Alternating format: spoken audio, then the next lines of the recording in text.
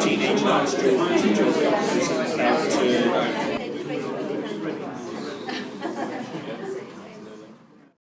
Good afternoon, ladies and gentlemen. Thank you very much for coming along to Barewall today to copy the much long-awaited exhibition, solo exhibition of work by the late Norman Cope. Amanda and I would like to thank the Cope family for allowing Barewall to be custodians of this work over the coming weeks.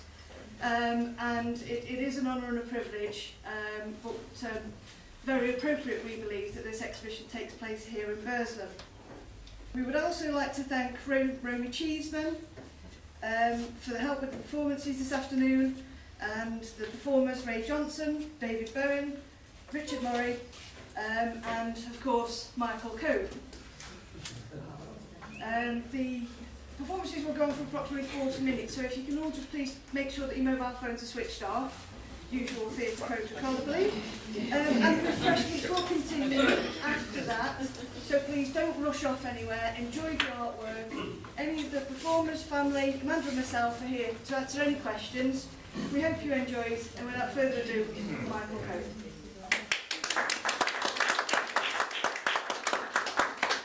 Thank you very much, Paul.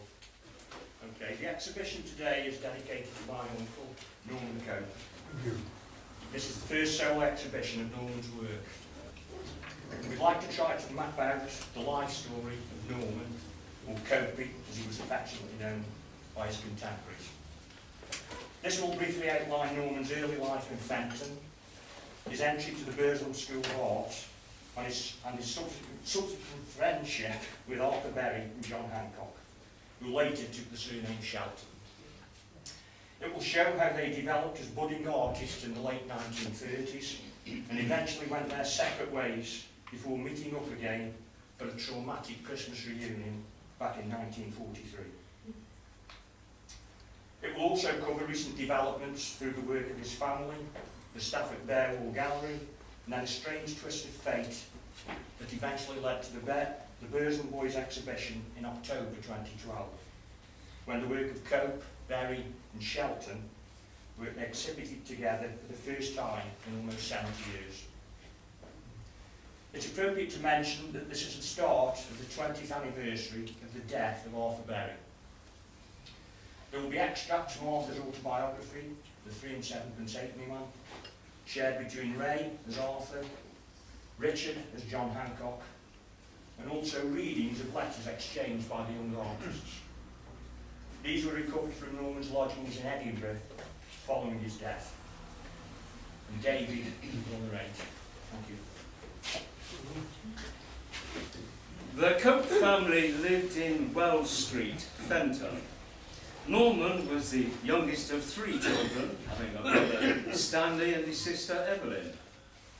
He attended school in Heron Cross, and his artistic talent was apparent from a very young age. School friend Eric Mountford said, "Norman could paint and draw skies and water like they were real." In 1938, Norman Cope and Arthur Berry sat an entrance examination for the Burslem School of Art. We were given paint boxes and jars of water to do this.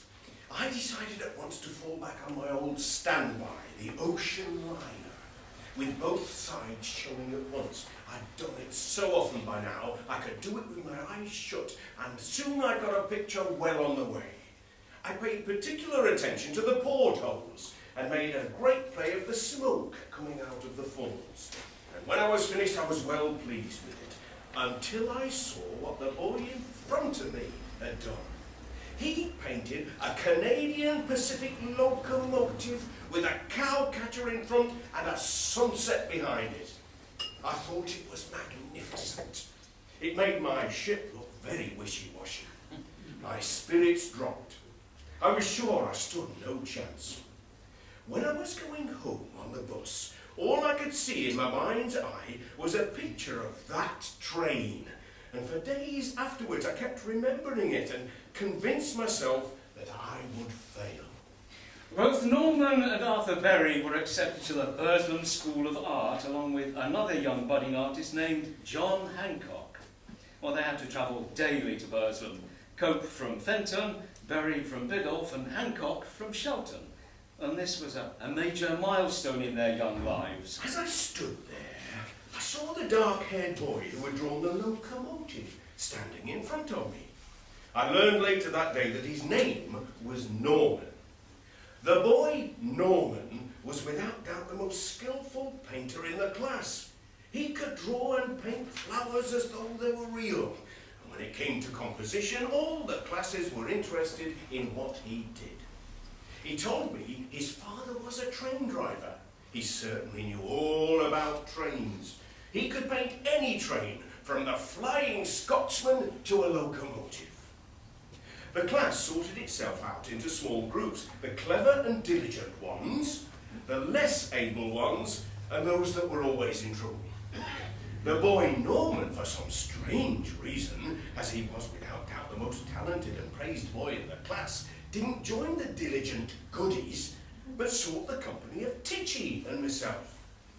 I got to know Norman much better now, but by now I was on such terms with him as to call him my version of his surname, which, as it was Cope, became affectionately Copey. He in return called me Berry. Most of the pupils from the junior arts department were absorbed into the pottery industry. Norman was taken on as an apprentice designer at the prestigious Spode Pottery. He soon became dissatisfied by the monotony of painting flowers on plates and returned to Burslem Senior School of Art.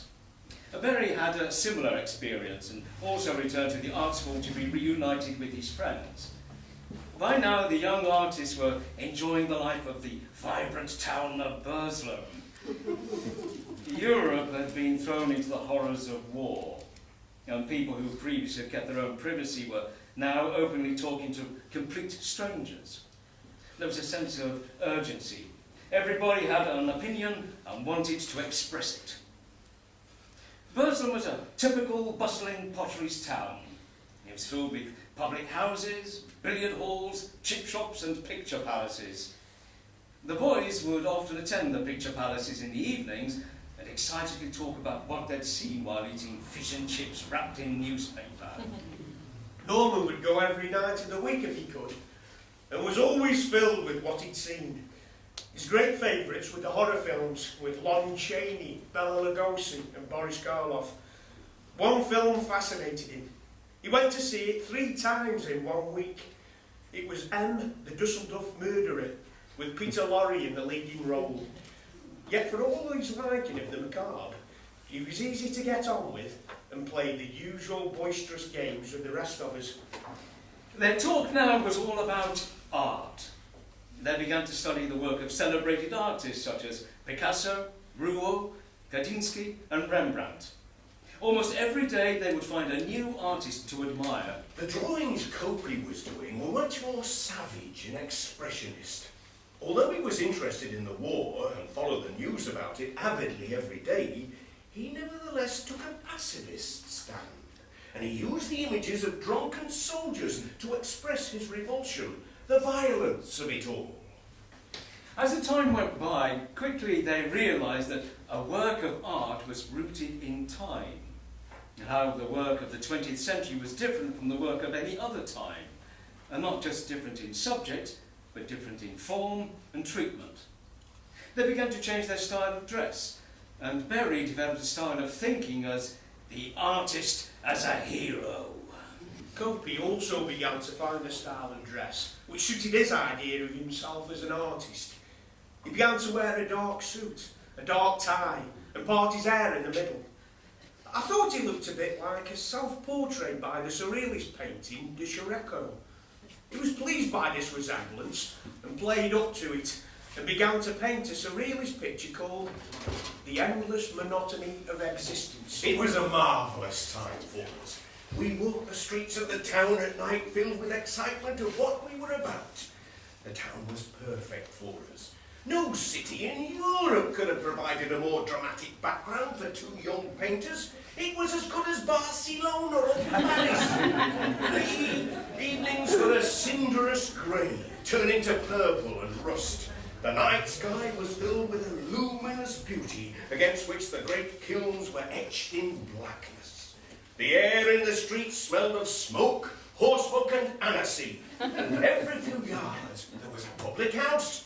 I could feel the pulse of the place beating in the pug mills by the canal. It was like a walled city, covered in soot, surrounded by shore drops and pit tips in almost dark triangles that glowed and burned in the wind. By the late 1942, Berry had become romantically involved with a young lady. Copey thought he was out of his mind and could not understand why he wasn't completely immersed in his painting. I knew that my romantic idea of myself as an artist had been blurred by this romance. I missed the nights when I'd wandered around the back streets of Burslem with Copey, talking about paintings. And there had been times when I was kissing her, I'd been watching the bricks at the back of the head. I didn't care or dare to admit to myself I was bored. Copey, who by now was making very impressive surrealist drawings, had watched me getting romantically involved with some disdain. He had submitted some of his work to the Edinburgh College of Art and was about to go to Edinburgh for an examination. He was filled with a self-containment that I envied. Many times he reminded me that he travels fastest who travels alone. And I knew it to be true, for since I had been courting, my work had suffered. In the summer of 1943, it was time for us young artists to go our separate ways.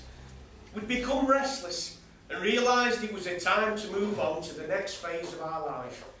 Britain had been subjected to more than 3 years of the horrors of war, but there was hope on the horizon. The Allied forces were preparing for the invasion of Europe, and there was a change of fortune in the war in the Pacific. Back in Burslem, Arthur had won a place at the Royal College of Art. I won a place at the Slade, and Copey at the Edinburgh College of Art. It was a purple period in the history of the Burslem School of Art. Communications in 1943 were not like the modern days. There were no mobile phones and very few landlines. The only normal method of communication was by letter. And we now have some examples of the letters we exchanged in this period. Or by this time, the Royal College of Art had been evacuated to Ambleside in the Lake District. September 13th, 1943, Queen's Hotel, Ambleside, Westmoreland. My dear friend, by God, I miss you and wish you were here. It's hell, with hosts of disillusioned people and dilettante students. And for God's sake, write us a lot of letters for old time's sake. A chap shot himself here last term over a woman. Very handsome art students of the second and third appear to be very superior to me, thank God. I can't find time to feel inferior for thinking about my young woman. It's hell, I tell you. But last night I went to a student's studio and sat down and listened for an hour or so to the gaff. And then the great Berry started and kept on for an hour and 3/4, and they sat there with holes agape. There is not a student here who is as mentally competent as I. And the terrible thing is, it's the truth. So I'll finish now, but let us have a letter, pal. So long, Macduff, the great B. Norman's mother was naturally concerned for him, and there were many letters from her and his brother Stanley, checking that he was okay. His mother was worried that he had the right clothes and that he would make friends. She tells him that their dog Trixie is missing him and that she rubs his ear for luck before going to bed. Letters were sent for every few days. Paper was also in short supply. The envelopes of letters received by Norman were covered in lists, his notes, his thoughts and sketches. On one envelope he is practising Adam, later realised in his work Adam and Eve. There are lists of what we can only think were future pieces of work that sadly never materialised. The girl without a pretty face. One cannot paint goodbye. Temptation of Christ. Anatomy of melancholy. the working of the mind, Tower of Babel, massacre of the innocents, Cassandra's temple, the paradise machine, spirits talking of the foulness of the earth, the mocking of Christ, death of Jezebel, the house that God knocked down. And one note. Barry, missing him. Why? 24th September 1943, Queen's Hotel, Ambleside, Westmoreland, Wednesday, in bed. My friend, this place is getting me down. I was very glad to get your very interesting letter. The students have no morals here, my friend, but I am sickened by their conduct, and as you say, for obvious reasons. I shall not have anything to do with it. I don't want to. It strikes me that the students are so content to be students that they will never be artists. I am glad for your sake you did not come here. I don't think you would have stuck it a week. I don't know how I have. I had a terrible blow given to me by a very old man called Professor Osborne. Perhaps you've heard of him. He had never heard of Rouault.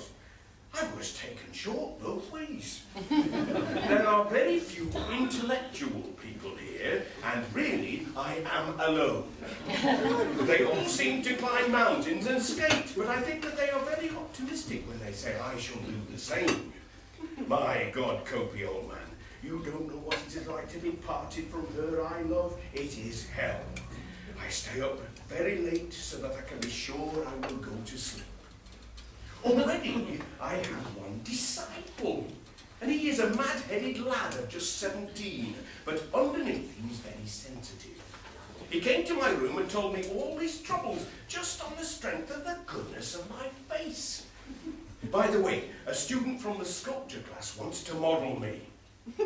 Professor Marley, the life teacher, has sat down with me today, and he is a very good teacher. He told me my drawing was bloody awful, and explained why. Well, cheerio, and let me have a line. Thanks for the cutting, and don't worry. The old soldier can stand 6 months and think nothing of it. Your friend, Berry. This is the best letter I am capable of. Letters indicate that Norman was not happy with his lodgings. It appears he was probably sharing a room, and this did not help when he wanted to work in the evenings. There are several letters from local people offering him alternative accommodation. Also, he struck up a friendship with a sailor named John who lived in Pinner in Middlesex. His ship, a destroyer, was moored in Edinburgh. There are several interesting letters from John that suggest that Norman was not happy. October 1943, Royal College of Art at Ambleside, Westmoreland. Telephone Ambleside 302. My friend, oh dear, dear, dear, dear. The worst thing in the world has happened. She has finished with me. No word from her for a week. She says she is 10 years older mentally than I. Mentally, no. Emotionally, yes. I am so very spiritually sick of living I cannot write nor think. I have, however, been thinking about thought, and I have split it up into 2 sections. Historically reflective and philosophically speculative. All thoughts can be placed into these 2 categories. I have also found 3 new artists who need considerable thought, for they are very great men. Clay, Mark, and Kandinsky. I am a little more settled in this place now, and have considerable respect as a thinker. Already, I suppose you will be more settled now, I hope. I am very sad. Always and forever, she will be my girl. Always I love her and have lost her. My fault. Well, now we can both settle as artists in London after we've finished in these workhouses and set up a studio of creation, or I should say, recreation. For everything, every set of values are in the allness of the infinite. Of this I'm sure. I'm looking forward to talking to you again, for since I've been here, mentally I've made a step or two forward into the sea of my own ignorance. I am engulfed with it, and I am very sad and weary. Only one word keeps me going: creation. Wait until they see our two-man show, friend. Then they will see what I mean, what you mean, and what the God in us means. Perhaps they will not, but if they are true, they shall feel something. I am sure we can go a long way, maybe all the way. I am very sad and weary. So long, Macduff, your friend, Mr. Berry. For God's sake, write. Nobody does now. Arthur did receive a letter from Norman. One day I got a large envelope. The writing on it I recognised at once. It was from Copey, who is now studying at Edinburgh and had lodgings in Bread Street. His letter was full of the richness of the city and the excitement about the school. After reading this, I made the decision to go and see him. We travelled to Edinburgh. Arthur went up first by train. He arrived late at night to find the city was engulfed in fog. He had no idea where Bread Street was, and the fog made the task of finding it even harder.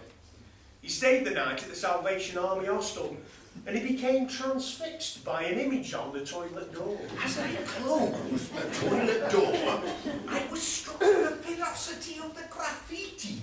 The whole door was a mass of drawings and writings, some deeply gouged into the wood, and in the middle, straight in front of my eyes, was a hole that nearly penetrated the door. Around this was a thin, scratched line representing the figure of a man holding his penis. The line was short and sensitive, and the image was very powerful and clear.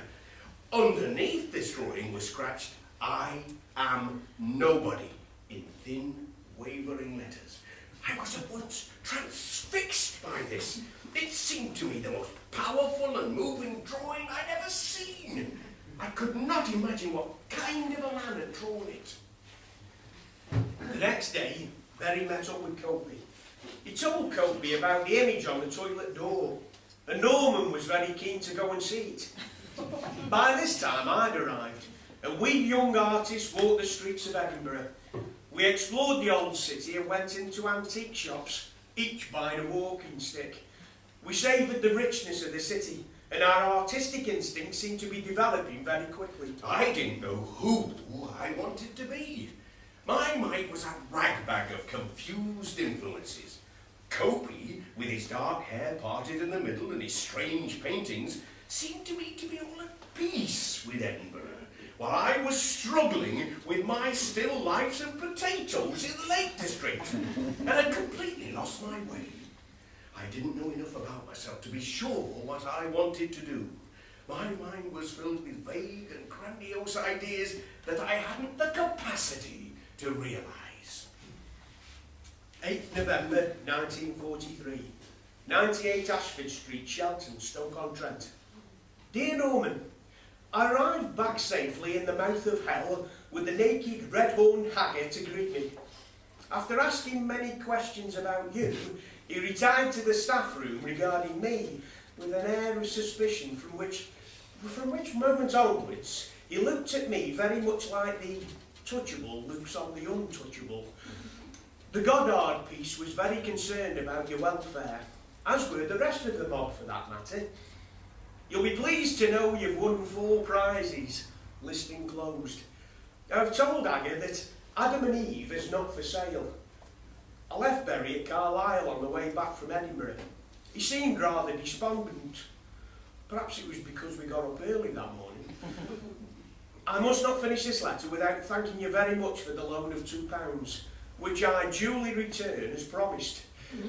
I shall be looking forward to seeing you at Christmas and to seeing some of your work. Sincerely yours, John. At Christmas! December 1st, 1943, 98 Ashford Street, Shelton, Stoke-on-Trent. Dear Norman, many thanks for your letter. Sorry to learn you've not been well. I was very interested to hear about Maxwell. Your remark about painting and knowing never go together, the same thing has been bothering me for some time now. The more I get to know about the subject, the less satisfied with my efforts I become. And yet to stop would be madness. I've not done anything worthwhile since Berry and I saw you in Edinburgh. Like you, I don't get enough time at weekends and can't possibly leave the work one weekend to another.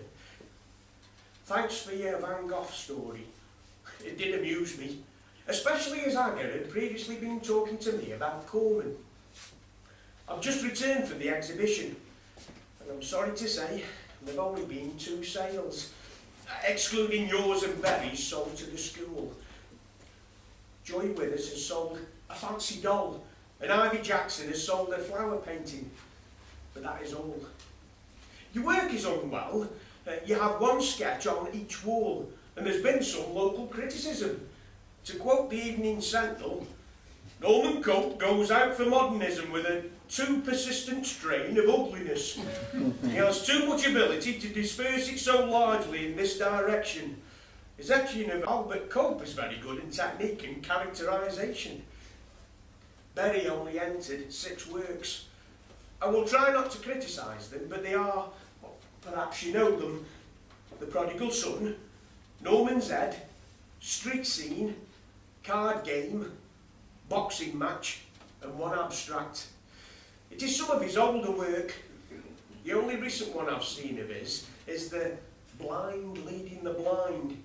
It is rhythmic and symbolic, rather impressive. Jarwood has got a self-portrait in oils on paper, not very good. Wendy Jackson has done a self-portrait in oils. But the trouble is, she's not painted it, it's just a tinted canvas. I'll tell you now, I'll tell you if I know if you do sell anything. There are only 3 more days to go. I did remember you to my Goddard piece, and she writhed like a snake. She still talks a lot about you, but she is silly. I've received no news from Hopkinson. I shall be looking forward to seeing you on the 16th. I wonder if Berry will be coming home too. I'm very disappointed in the exhibition from a financial point of view. Could have done with the money. We'll write again if anything happens. Yours sincerely, John. P.S. Please send your letters to private address and not the school. The young artists were reunited for the last time in December 1943. Cope had travelled down from Edinburgh and Berry from Ambleside in the Lake District. Hancock at this stage was still in the Potteries, waiting to take up his position at the Slade. When they met, Cope gave Berry a sketch of I Am a Nobody, explaining that he had a larger version back in Edinburgh. The reunion was a lively affair. They once again wandered the streets of Burslem, but this time with a difference. They were now old enough to go into the pubs. They were also accompanied by girls. They were experiencing new things. They went from pub to pub, returning to the art school, probably the worse for wear. Norman did not usually drink, but at this time he was suffering from a cold and thought it might help him feel a little better and help enjoy the evening more. I saw Kobe talking excitedly to 2 men. One I recognised as an architecture student, the other I didn't know. They were at the foot of the main staircase, and as I passed them, Kobe turned to me and shouted something, then began to rush up the stairs. But as he got near the top of the first flight, he faltered, and I saw him clutch at the brass handrail just below the door of the ladies' lavatory. For a moment, he stood holding on to this rail, and suddenly he fell backwards down the stairs. It happened so quickly that I didn't really see how he fell down the steps. All I knew was that 1 minute he was going up the stairs, and the next he was lying flat out on the floor at the bottom. In the confusion, we assumed that Copley was drunk and needed to sleep it off. We carried him into a room that was used by the fire watchers. We were still at war at this time. and laid him on a mattress, and Arthur collapsed on the next mattress. The next morning, Arthur awoke to find that Copey was dead. It was the first time in his life that Copey had been drunk. Neither of us were party goers. We'd never been to a dance at the school before. Both of us were shy of girls and would never have made the first advance. It was as though every circumstance had turned malevolent. The ease with which the girls had attached themselves to us had somehow helped to suck us into a night of madness.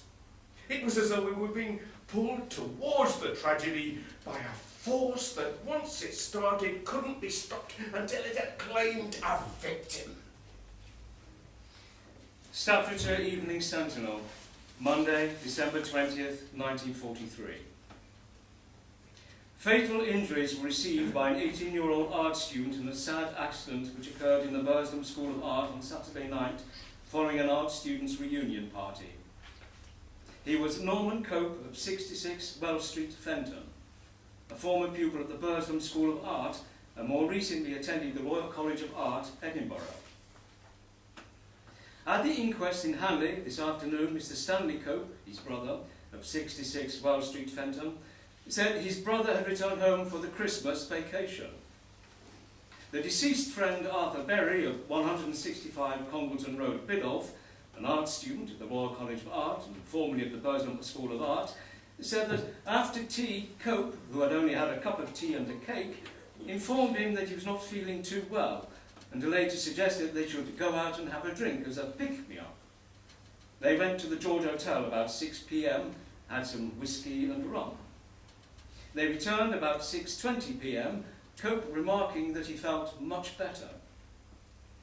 During the evening, he said they had several drinks, returning to the school about 10:15 p.m. with another friend, John Hancock, a Burslem art student of 98 Ashford Street, Shelton. They found that nearly all the guests had departed. Cope later tried to run up the stairs 2 or 3 at a time. When nearly at the top, he seemed to collapse and fall backwards down the stairs. We dragged him across the polished floor. When we got him by the boiler, we lifted him bodily and dipped his head in the cold water, hoping to sober him up. Then we mauled him across to the room where there were 2 fire-watching mattresses. We laid him on one of these and I covered him with a blanket. Then I went around and got down on the other mattress. After that, I fell into a drunken sleep.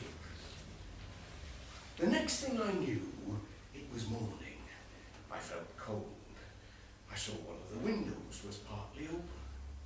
As I went round the other side of the table to shut it, I noticed what I thought was a dribble of spit from Copey's mouth. At first I thought he'd been sick, but when I looked closer, I saw his eyes were open and his face was very still. Then I saw his body was curiously stiff and much stiller than anybody sleeping could be. I spoke to him and I shook him by the shoulder. At once I knew something was wrong. I felt his face, which was icy cold. The first realization of what was the matter flooded my mind with dread. At the inquest, we found out that the blood, which would usually have come from this injury, had been congealed by the cold water we had dipped his head in. Dr. J.G. Dathan of Hanley gave evidence of the performing of a post-mortem examination. In reply to the coroner, Dr. Dathan said that Cope's skull was thinner than normal and he was more likely to fracture than the average case. The cause of death was meningeal hemorrhage due to a fracture at the base of the skull. Copey dead. Dead. His life stopped. No more paintings, ever. All his work, his drawings, his half-finished paintings, he never touched them again. The coroner returned a verdict of accidental death, following a fatal fall while ascending a staircase. He expressed deep sympathy with the bereaved family, as did also Mr. Gordon Forsyth, Superintendent of Art Instruction for Stoke-on-Trent, who attended the inquest, and Mr. J. Mee, Town Clerk's Department, representing the City Corporation. The coroner, referring to the evidence given by Berry and Hancock, said that each young man had done what they thought was best in Cope's interest, and had they had any suspicion that their companion was seriously injured, they would have secured medical aid. The funeral was on a Thursday from his house in Fenton. The front door had a black basalt knocker and 2 panes of patterned glass. As I went down the narrow passage leading into the house, I saw his mother.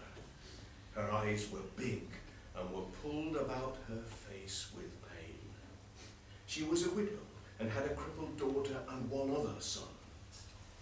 The funeral party sat in the parlour.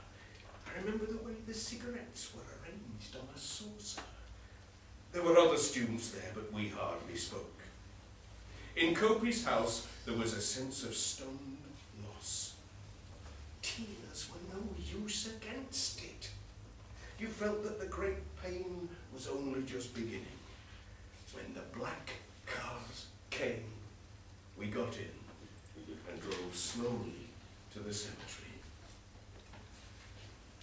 Following the funeral at Wells Street in Fenton, Copey's brother Stanley travelled to Edinburgh to collect Norman's belongings. Amongst the many pieces of work were letters that he'd received during his brief stay there, 30 or so in total. These were wrapped in string and would not be opened until 1990. In her grief, Norman's mother locked his work away in a room at the family home in Fenton. 2 years later, fate was to deal the Cope family another blow when Copey's sister, Evelyn, was killed in a car accident in Longton. In the space of 4 years, Norman, his father and sister had all died. In Norman's portfolio of work is a piece called Dead Family, listed as not for sale. Norman's mother passed away in 1970. His work was recovered by his brother Stanley. And some of this work was donated to the museum in Hanley and is still there to see, along with other pieces of Norman's work donated by Reginald Hagger on his death. The rest of his work was once again stored away, this time in the attic of in the home of his brother Stanley. In 1987, Norman's nephew Michael and niece Helen had begun to take an interest in Norman's work, which was recovered from their father's attic. Michael sent Berry some photographs from the art school and a copy of a sketch, Portrait of a Fellow Student, which was quite obviously Arthur Berry. Arthur wrote to him. March 1987, 15 Woodland Avenue, Woolstanton, Newcastle-under-Lyme, Staffs. Dear Mr. Cope, thank you for your letter and the photograph of the drawing. This is a hard letter for me to write. I hardly know how to say in words what I feel. The photograph brings back such poignant memories to me. Your uncle was a wonderful young man. There was a quality of magic about him that I can still feel as I write this letter. I know that he would have achieved his dreams if fate had been kinder, and I'm sure he would have brought great honour to your family and his friends. I know that my life would have been more radically different if he had lived. A few years after the tragedy of his death, I developed a condition known as agoraphobia, which you might know is a fear of open spaces. When I tried to get treatment for it, the question was asked, have you ever had a big shock? Well, I certainly have never had a bigger shock than that of your uncle's death. And to this day, I can only travel in a very limited area. The wound that was left has never healed up, but I have lived and expressed my feelings about the world I live in as best I can. to make something out of the endless monotony of existence, as your uncle would have put it. I remember him trying to make a painting of that subject when he was about 16, to the grim irony of it. You ask me if I would like to see his work. Well, I can never get to Cheadle in a million years. And when I think about it, I'm not sure. I know it will reap such sadness in me. What I am sure about is that the art gallery in Hanley should have some samples in the permanent collection. The gifts of an artist only really come to life if they have an audience. Good luck to you and your family, Arthur Berry. Stanley passed away in 1988, and the letters were recovered from his desk. They remained unopened until 1990, 47 years after they were brought back from Edinburgh. There were around 30 in total, mainly from his mother, but also Arthur Berry and John Hancock.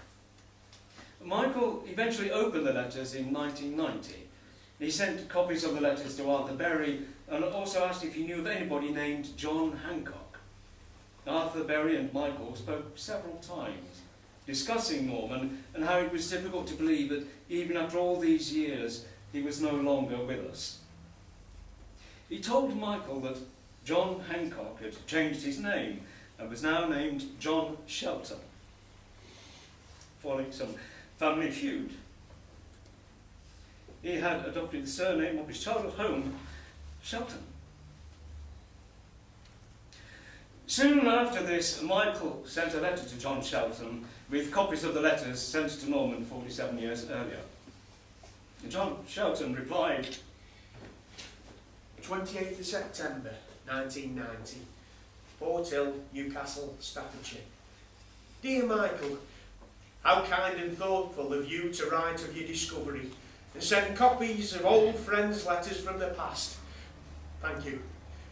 I've never forgotten your Uncle Norman. He was the most talented of us all in those exciting times. So brief for Norman, so sorrowful since for us, will always be part of me. I know Arthur Berry feels the same. He and Norman were great buddies from the start. Half a dozen of our group at the time won scholarships to colleges, and it was called a purple period in the history of the Burslem School of Art. One never forgets the loss of a true friend. And I am sorry to hear your news of Stanley. My heartfelt condolences. I met Stanley on 2 occasions only, when we were all so deeply distressed and his mother gave out drawings to Norman's fellow students after the funeral at Fenton. We all had a small drawing to remember him by from the folio of work that won him a place at Edinburgh College of Art. The list of names of prize-winning students in my letter to him on the 8th of November 1943 was further depleted by war service. The person referred to as the Goddard piece was Monica Goddard, who was sweet on Norman, and, although Norman was a shy, secretive fellow, we all knew he fancied her. Great memories. Thank you, Michael. Yours sincerely, John. 21 years later, the year was now 2011. Michael and Helen still had Copey's work, some of the work displayed on the walls of their homes. Michael had spent a considerable amount of time living and working overseas in Romania. One lazy evening, while messing about on his computer, for the first time ever, he Googled Norman Cope. He was astounded to see images of the work held in the museum. Also, there was an article from a man named Mark Finney, who had obviously done some research on Norman. Mark was originally researching the work of John Shelton, John Hancock, and had only come across references to Norman Cope in Arthur Berry's autobiography. Michael contacted Mark, and so began a friendship. They worked together with the assistance of Helen and the Barewall Gallery in Burslem to produce the Burslem Boys exhibition in October 2012. This was the first time in almost 70 years that the work of Berry, Cope and Shelton had been exhibited together. Now it's 2014. And the Burslem Boys are no longer with us. And Burslem has changed. It's not the vibrant town of the 1940s. No longer is every other building a pub. Many buildings have been demolished. It's a ghost of the past. For the Cope family, this exhibition is a very special event.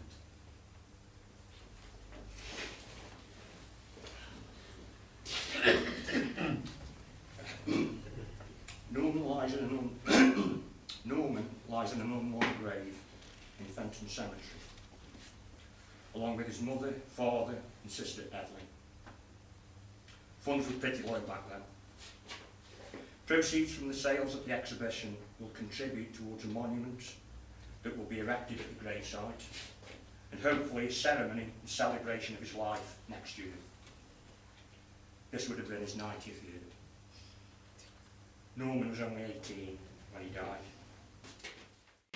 When I shut my eyes, I can see the face of Norman, or as I called him, Copy, clearly in the darkness at the back of my eyelids.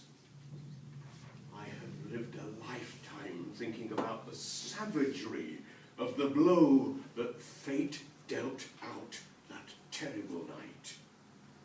The Furies were certainly at work against that house in Wells Street, Fenton. Blow after blow they dealt it. Well, I have said so much as I can. I don't know how to be meaningful anymore. As Arthur Berry said in his letter to Michael back in 1987, the gifts of an artist only come to life if they have an audience. And today, we are grateful to have an audience. Thank you, everybody.